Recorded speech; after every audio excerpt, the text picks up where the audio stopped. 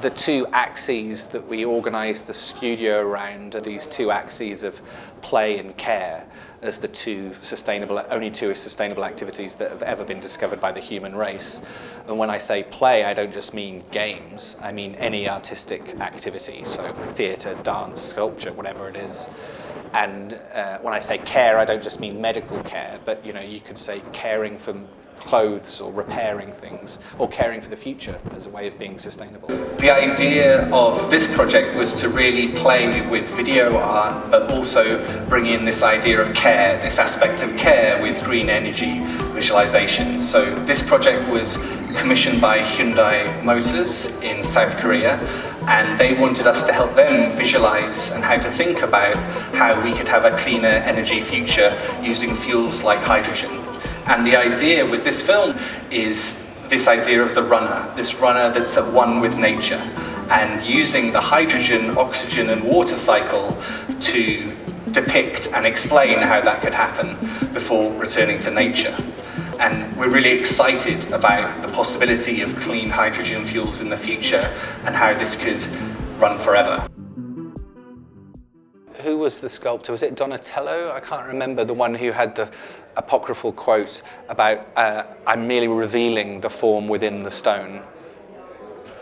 And I think one of the things that's very interesting about using some of these generative techniques is that it gives you such a panoply of options that you then have to become the selector. You're the decider, you're the choice maker out of this kind of galaxy of options. But I think that is still a critical thing, right? And I think that is still where the art is, in the classic sense, where you have to decide where you're going.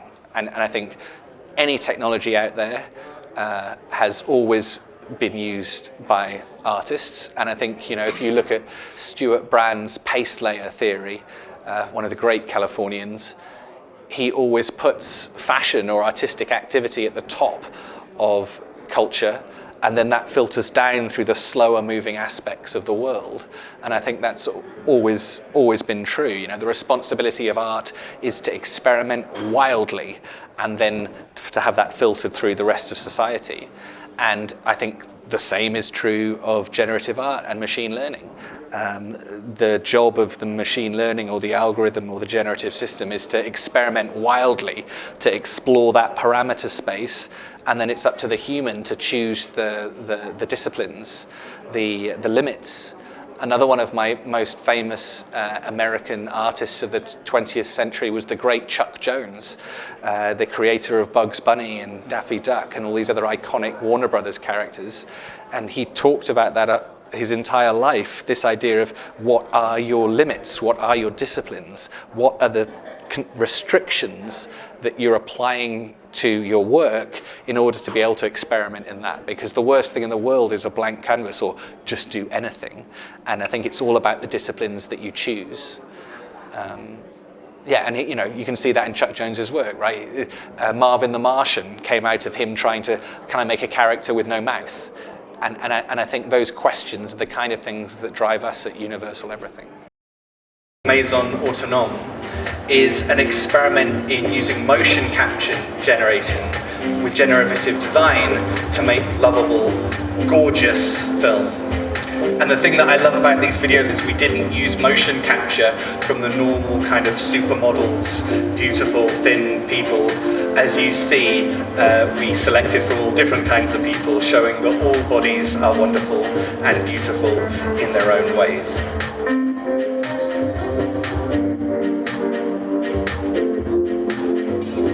So we generated tens of thousands of these bodies. It was amazing selecting all of them. This was just some of the early sketches that we did. And this is one of the things that's amazing about generative systems. You can just continue to be surprised by what these systems can make for you. One of the things I love about the analog world is it gives you infinite resolution. And the thing that I love about the digital world is it gives you infinite variation. And I think the most interesting place is the intersection of those things. As with most things, non-binary thinking is the most interesting thing out there. Binaries don't exist even in computers, right? Inside of a digital circuit, there's this perception that there's somehow this exact 0 or exact 1, but if you go in there with a voltmeter, you realize that 0 isn't quite 0 and 1 isn't quite 1. So there's this mythology of binary thinking that I think doesn't really exist. And I think the blend or the intersection of things is much more interesting than one or the other. A great area of interest for me personally is augmented reality. And I've always been interested in thinking about how to augment the body visually and with other interactive tools. So this first project is called Super You, and you can see me here posing and seeing this app react in real time. And one of the things that I'm really excited about is, first of all, how some of the things that Universal Everything used to do back 20 years ago needed to be rendered like a Pixar film over many days, but now they're possible to do in real time. AI is natural. Everything is natural. Everything, nature is sovereign over all of us. And any of these things that may be labeled as artificial or stuff is still the product of the wonder of evolution. And, as Sagan said, the incredible things about humans is this is production of evolution, something, the universe managed to evolve something to understand itself. I mean, couldn't think of anything more beautiful than that. The next augmented reality prototype is called Hyperspace AR, and this was really inspired by taking learnings from Super You and seeing how we could use that not just on the body, but actually using that to augment physical space. And so what we did here was we used this idea of color sampling, where you can touch a part of the world and then use that to draw in space. The final of the projects is called Ultramarine. And for this project, we made a virtual creature that you can interact with in space in real time. And what does it mean to make a virtual life form? How could it interact with space, and how could it interact with humans? How can we give this abstract object personality? And how can it reflect the world that it finds itself in? You can see here it's sampling from color, hiding, moving around objects, acting in this really playful way.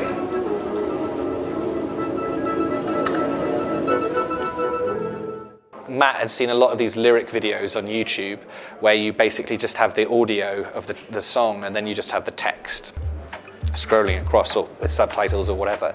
And then suddenly this idea of, well, we could use that as a basis then to kind of drive a generative system and be surprised by it. And that's the most exciting thing, right? I think that's the thing that you want the most in any creative process, is to be able to be surprised by.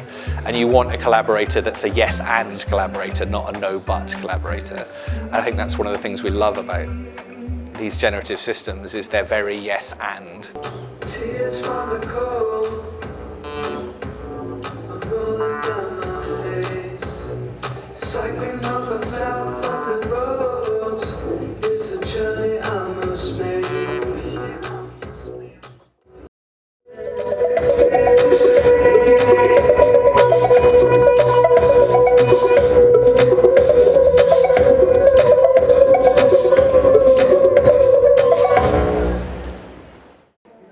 I think a lot of the fears around machine learning or deep learning systems or these large language models are hugely overblown, because there is no understanding. It's an effective liar. There is no intrinsic idea of what, and you can find the edges of it very, very easily, right? Just ask some simple arithmetic problems and it disappears. I think the result will be actually you'll end up with an ecosystem, a variety of different models that collaborate together. And I think humans are always going to be important in that. And I think there are going to be things that an AI can do alone and things that a human can do alone, but the combination, the non-binary combination, the blend of a human working effectively with an AGI or a machine learning system is going to be by far the most effective thing of all. And I think humans have always augmented themselves with technology, right? I'm wearing glasses. You're wearing glasses. We are cyborgs already. I have an incredibly accurate timepiece on my wrist. I think we've always augmented ourselves with technology, and that's one of our reasons that we find ourselves as the apex species on this planet. But I think with that comes a great deal of responsibility, and I think it's clear that we need to get a lot better at that.